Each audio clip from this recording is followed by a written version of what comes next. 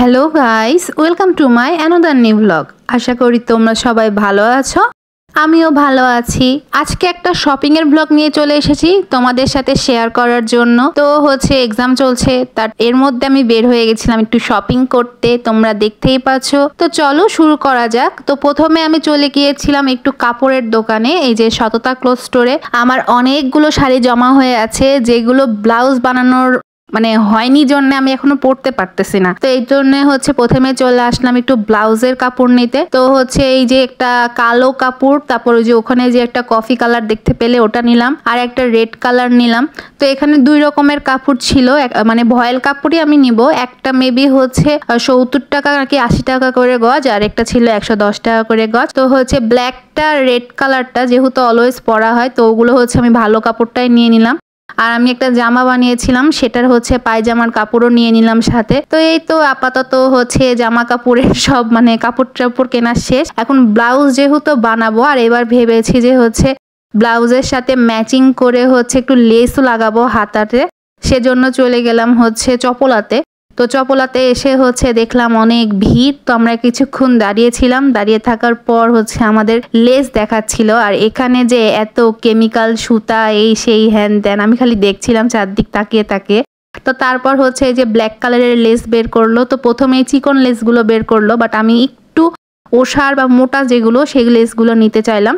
তো সেগুলো এখন বের করে ফেলেছে আর আমি দেখছিলাম। তো প্রথমে ভেবেছিলাম যে খালি কালো লেস নিব, বাট পরে একটা রেড কালারের লেস দেখেও পছন্দ হয়ে গেল। তো দুইটা লেসই নিয়ে নিলাম হাতায় লাগানোর জন্য। দেন লেস টেস কিনেই সবকিছু ঠিকঠাক করে বের হয়ে পড়লাম। এখন যাব একটু স্টিলের দোকানে একটা হাতা কিনতে।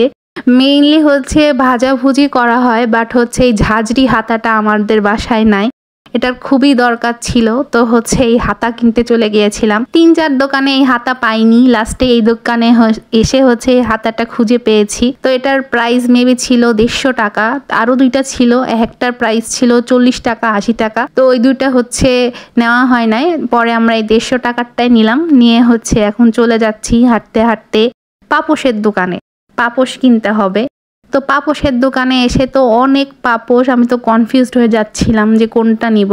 এই পাপোশগুলো আমার অনেক পছন্দ হয়েছিল, বাট এই পাপোশগুলোর প্রাইস 400 টাকা করে। এত টাকা পাপোশের দাম, আমি বিশ্বাসই করতে পারি নাই। তো যাই হোক, বিষয় না, আর এত টাকাতে পাপোশ কিনে কি করব, দরকার নাই। পরে একটু নর্মাল পাপোশের দিকেই গেলাম আমরা। তো এই উপরে যেটা ছিল এই পাপোশটা আমরা চয়েস করলাম বাথরুমের সামনে দেওয়ার জন্য।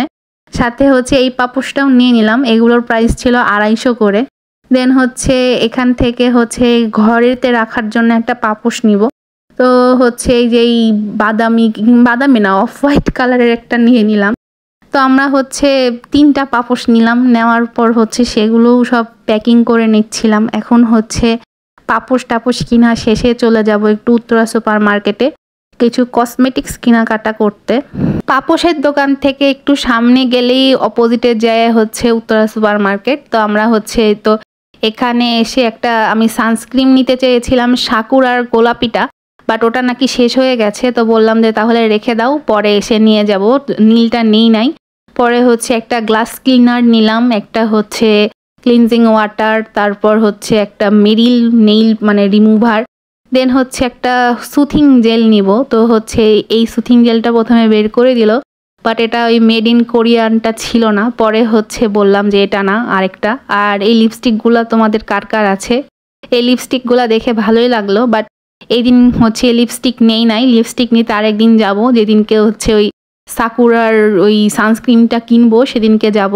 আর এখানে আমি ছোট ছোট টপস দেখছিলাম, ওই কানের ছোট দুলগুলো আমার কানের 2 কানে পরার জন্য, নিচের কানে আর উপরের কানে। তো এই তো পরে এই কোরিয়ান সুথিং জেলটা ওরা বের করে নিয়ে আসলো। তো আমি এটাই নিয়ে নিলাম। এটার প্রাইস মেবি 220 কি 240 ছিল। আরো সব জিনিসপাতি নিয়ে নিলাম এখানে। নিয়ে নেওয়ার পর হাঁটতে হাঁটতে আমরা বের হয়ে গেলাম একটু খাওয়া দাওয়া করতে। নেক্সট ভিডিওতে তোমরা খাওয়া দাওয়ার ব্লগটা পেয়ে যাবে। তো যাই হোক, আজকের মতন এখানেই শেষ করছি। সবাই ভালো থেকো। আজকের মতন টাটা।